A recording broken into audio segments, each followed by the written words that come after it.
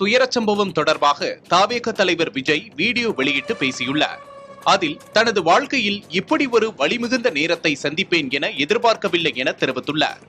தன் மீது அன்பு கொண்டுள்ள மக்களை கருத்தில் கொண்டே சுற்றுப்பயணத்தின் போது அனைத்து நடவடிக்கைகளையும் எடுத்து வருவதாக கூறிய விஜய், நடக்கக்கூடாதது நடந்துவிட்டதாகவும் சொந்தங்களை இழந்து வாடுவோருக்கு இரங்கலையும் தெரிவித்துள்ளார்.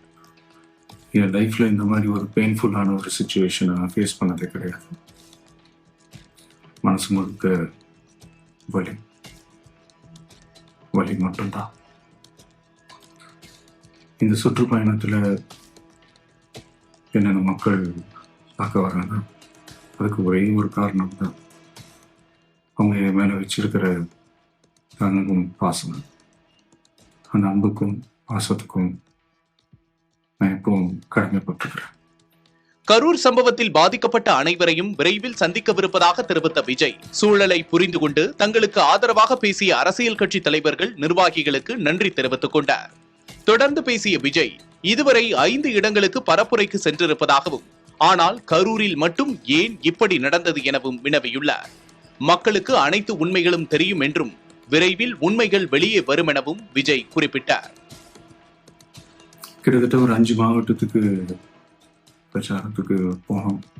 இந்த மாதிரி எதுவுமே நடக்கலாம், கரூரில் மட்டும் ஏன் எப்படி நடக்குது, எப்படி நடக்குது,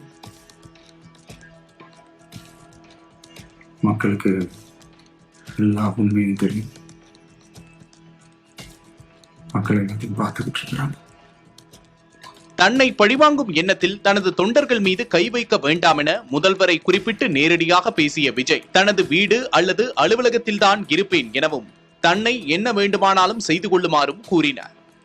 சிஎம் சார், உங்களுக்கு ஏதாவது இந்த பழி வாங்கணும் அப்படின்ற எண்ணம் ஏதாவது இருக்குச்சுன்னா